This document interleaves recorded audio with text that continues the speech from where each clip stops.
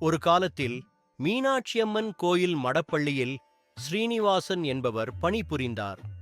மீனாட்சி அம்மன் மேல் தீவிர பக்தி கொண்டவர்.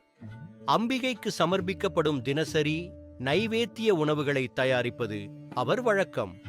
அன்னையின் அருளால் நைவேத்தியம் சமைப்பதைப் போலவே அருந்தமிழில் கவிதை சமைக்கவும் திறன் பெற்றிருந்தார். அங்கையர்கண்ணியின் மீது அருந்தமிழில் பாடல்கள் இயற்றினார். ஒரு நாள் இரவு உறங்கப் போவதற்கு முன் அவர் மறுநாள் அதிகாலையில் சமைக்க வேண்டியிருந்ததால் மீனாட்சி அம்மனை நோக்கி, என்னை சீக்கிரம் எழுப்பிவிடமா என்று சொல்லிவிட்டு படுக்கச் சென்றார். அயர்ந்து உறங்கிவிட்டார்.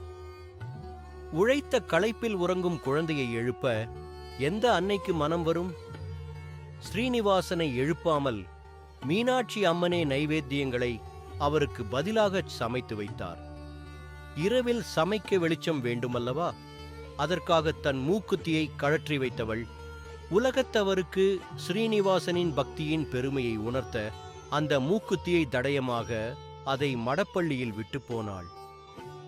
மறுநாள் காலையில் கோவில் சிப்பந்திகள் எழுப்பிவிட்ட பிறகுதான் ஸ்ரீனிவாசன் எழுந்தார். தாம் பிரசாதங்கள் தயாரிக்காமல் உறங்கிவிட்டோமே என்று பதைப்புடன் எழுந்தவருக்கு அங்கு பிரசாதங்கள் தயார் நிலையில் இருப்பதை பார்த்து ஆச்சரியமும் குழப்பமும் அடைந்தார். பின்னர் நைவேத்திய உணவுப் பொருட்கள் மீனாட்சி அம்மன் சன்னதிக்கு கொண்டு செல்லப்பட்டு நைவேத்தியமானது. அதன் பின்னர் கற்பூர ஆரத்தி நடக்கும்போதுதான் அம்மனின் முகத்தில் மாணிக்க மூக்குத்தி இல்லாததைக் கண்டு கவலையும் பதட்டமும் அடைந்தார்கள்.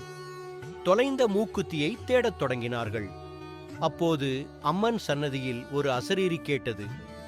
யாரும் கவலைப்பட வேண்டாம், என் மகன் ஸ்ரீனிவாசன் உடல் அசதியால் என்னை எழுப்பச் சொல்லிவிட்டு உறங்கச் சென்றான். அவனை காலையில் எழுப்பிவிட நானே சென்றேன்.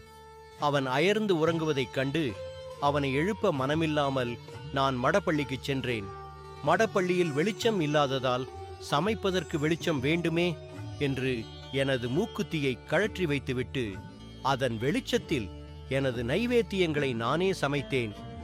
குழந்தை உறங்குவதைக் கண்ட தாய் அவனை எழுப்புவாளோ? அவனால் செய்ய வேண்டிய பணி என்னால் முடிக்கப்பட்டது. மடப்பள்ளிக்கு சென்று பாருங்கள், அங்கு எனது மூக்குத்தி இருக்கும் என்று அசரீரி ஒலித்தது.